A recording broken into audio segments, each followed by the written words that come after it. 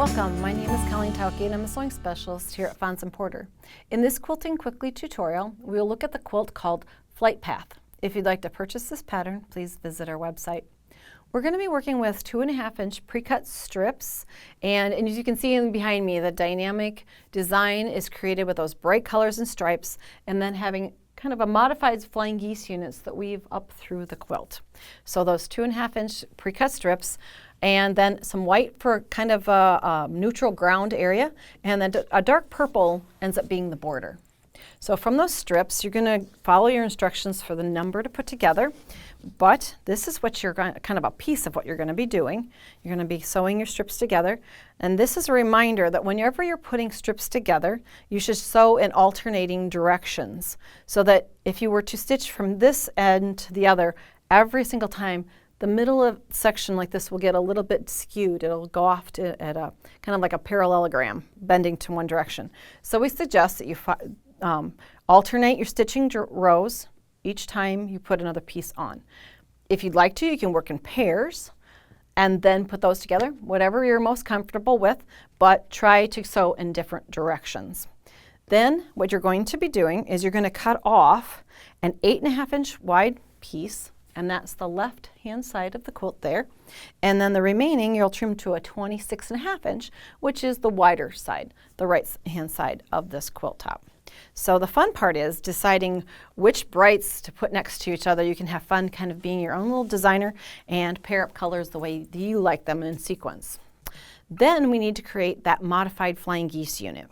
And it's a little bit of a different kind of piecing. Even for myself, I need to reference, so make sure you have your diagrams nearby. There's a good set of instructions for this.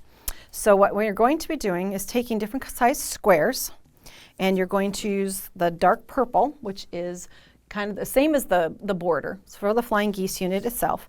And you're going to cut these in half diagonally to have triangles like this. And then you're going to pair each of those triangles with a square. Now the square is smaller, yes. This is a little bit different kind of a piecing. What we're going to do is put right sides together. We're going to take it to the sewing machine and we're going to sew two sides together. Now you probably look at me and say, right, you're making a pocket, and yes we are, but we're going to make a cut in it in just a minute. And this is, since we needed to get triangles that were unusual shapes, this is the best method to get there.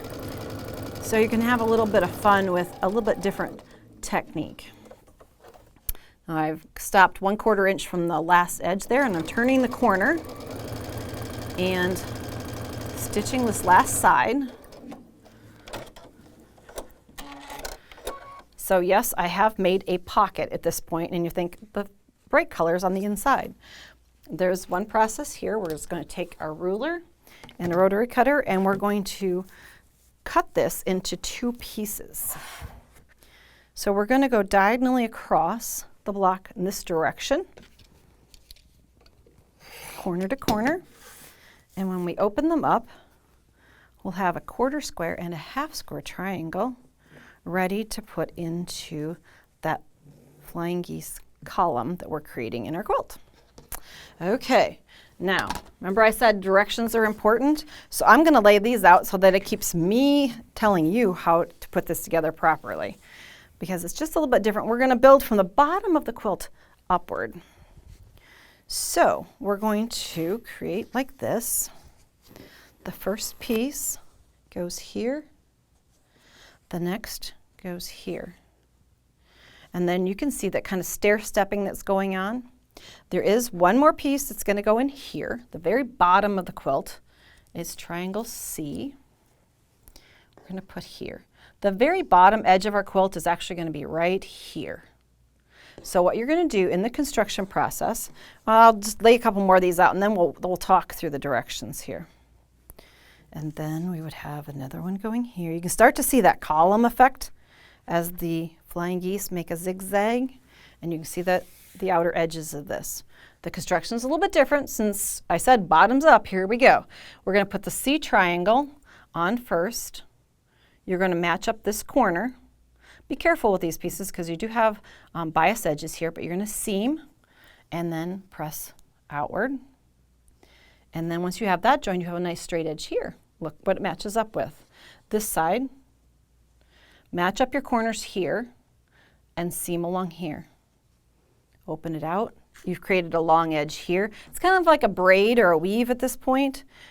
Always match up the very top edge, seam down, flip out, and you keep creating that next long edge to attach pieces to up through the quilt. Now, I did say that you're going to have to straighten that bottom edge, so when you get done creating that, the bottom edge you're going to trim even with this block, so this little triangle will come off. At the top edge of your quilt, you're going to add, let me slide these down just a bit, I need a little bit more workspace. There are just a couple more pieces that we need to add at the very top of it to keep the pattern going and have it finish out. So we need to have a triangle here, letter D, and I love sticky dots, if you can't tell already. They keep me humble and keep everything going in the right direction. Okay, whoops, I need this one out. It ends here and here. I told you diagrams are important. So you would have a long piece here. You would join this piece first and then this at the very last. An inner border of white helps the entire center float a little and add your borders, and flight path will be yours. If you'd like to see more of our Quilting Quickly tutorials, please visit our website. Thanks for joining me today.